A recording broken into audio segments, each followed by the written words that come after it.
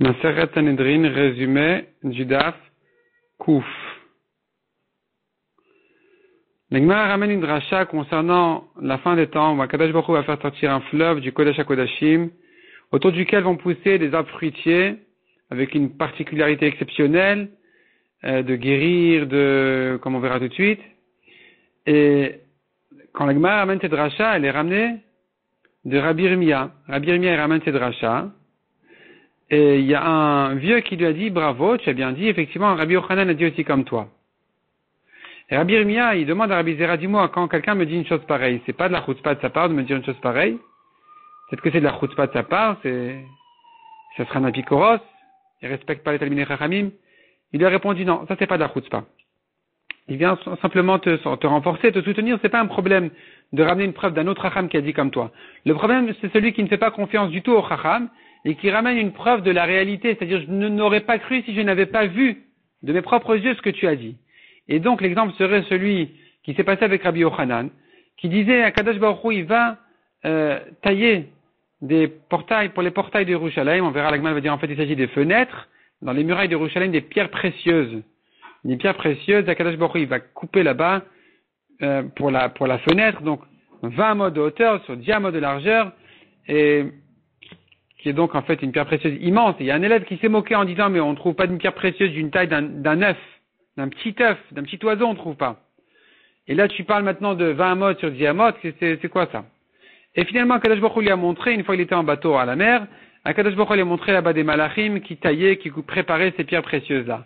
Quand il est revenu, il a félicité Rabbi Yochanan en lui disant oui bien sûr tu as bien dit, tu peux, c'est à toi, à quelqu'un comme toi d'enseigner effectivement des drachot comme celle-là, et ainsi j'ai vu. Et Rabbi Yochanan il a dit, ah bon, si tu n'avais pas vu, tu n'aurais pas cru, idiot. Et là, Rabbi Yochanan il a porté son regard sur lui, et cet homme-là est mort sur le coup. Ça, c'est un exemple de chutzpah. Chutzpah de la part de l'homme qui ne croit pas au chacham et qui le lui dit. La Gemara là-dessus demande, mais comment est-ce que tu me dis que des pierres comme celle-là pourraient servir au portail de Yerushalayim, alors que 20 amot, c'est pas du tout la taille d'un juif à la fin des temps. La taille d'un juif, selon les drachot que la Gemara nous ramène ici, c'est 100 amot de hauteur ou 200 amot de hauteur. Répond la Gemara effectivement, comme on a introduit déjà, il s'agit des fenêtres. La Gemara continue et dit, les feuilles des arbres qui poussent autour de ce fleuve qui sort du Kodesh HaKodashim, ce seront des feuilles litrufa. Qu'est-ce que ça veut dire litrufa? La Gemara a fait deux sortes de drachot dessus, soit lehatir pe, qui veut dire guérir la bouche. Donc la bouche, ça veut dire les muets, ou bien la matrice, pour les stériles qui vont guérir. Ou bien la Gemara dit, l'itrufa c'est toar panim, c'est la face. Les talmidei chachamim, en prenant de ces feuilles-là, leur apparence sera brillante, physique. La Gemara dit d'ailleurs, celui qui noircit sa face sur la Torah, celui qui noircit de fatigue sa face sur la Torah dans le Olam Hazeh, Akadosh Baruch Hu va la faire briller au Olam Haba.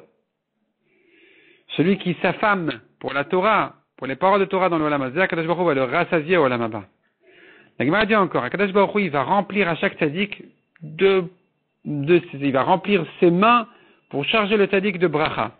La Gemara dit, mais comment est-ce qu'un homme peut supporter une quantité, pour recevoir une telle quantité de bracha, alors que la main d'Akadosh Baruch Hu, selon les psukim, c'est quasiment la taille du ciel entier, et donc les deux mains, ça rentre plus, où est-ce que, répond la Gemara, non, mais chaque tzaddik, tu as oublié, il méritera 310 mondes.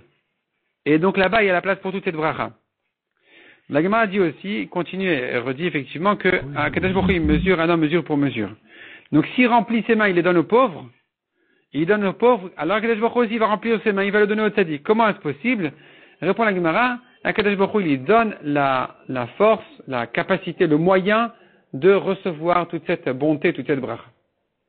On a vu dans la Mishnah, parmi ceux qui n'ont pas de chelek le Olam Haba, Rabbi Akiva a dit, ceux qui lisent des livres extérieurs, Sfarim Achitzonim.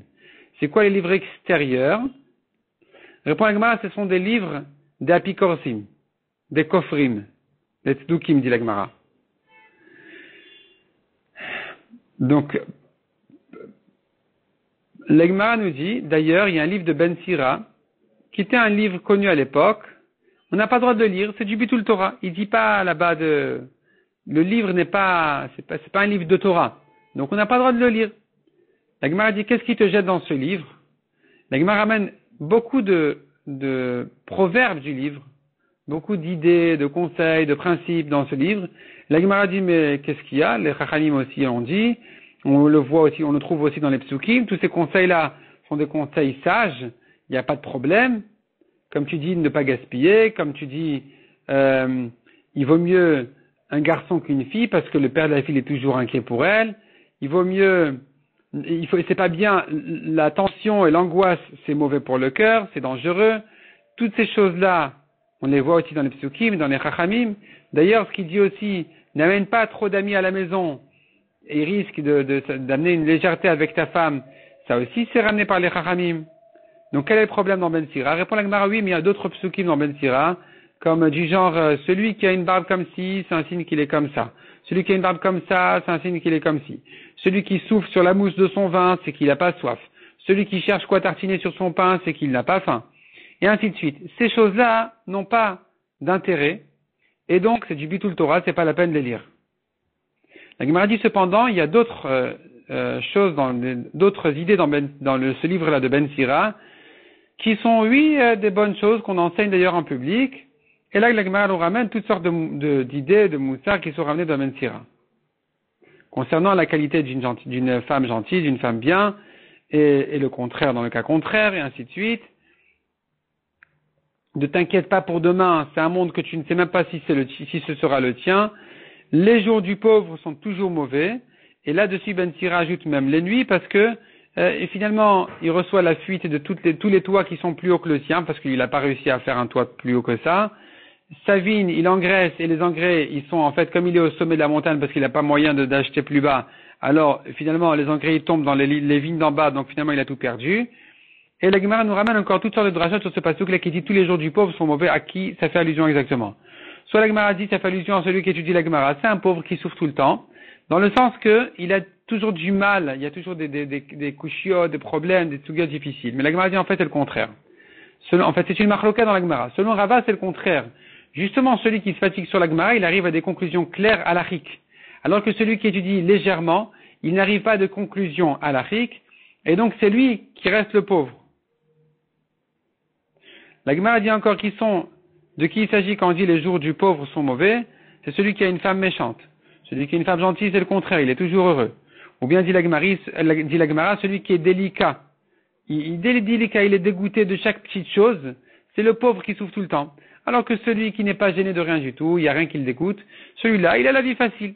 La vie facile et heureuse. Ou bien dit la Gemara, celui qui a toujours pitié, et donc il souffre avec tout le monde. Et il voit quelqu'un souffrir, ça lui fait de la peine, il n'arrive pas à s'en remettre. C'est lui le pauvre qui souffre tout le temps. Alors que le cruel, il prend pas tout à cœur. Ou bien encore dit la Gemara,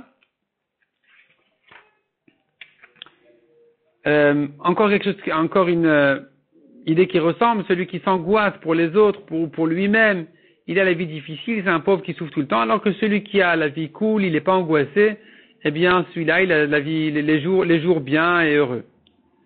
La Gemara dit, mais comment tu dis que tous les jours du pauvre sont mauvais? Il y a Shabbat et Yom Tov où il fait la fête. Répond la Gemara, mais même ce changement-là, ce passage-là des jours, changement d'habitude, de consommation, de Chol à Shabbat, de Shabbat à Chol, ça lui abîme, ça lui fait mal, c'est indigeste un peu, et donc finalement il se trouve que tous ces jours, ils sont difficiles.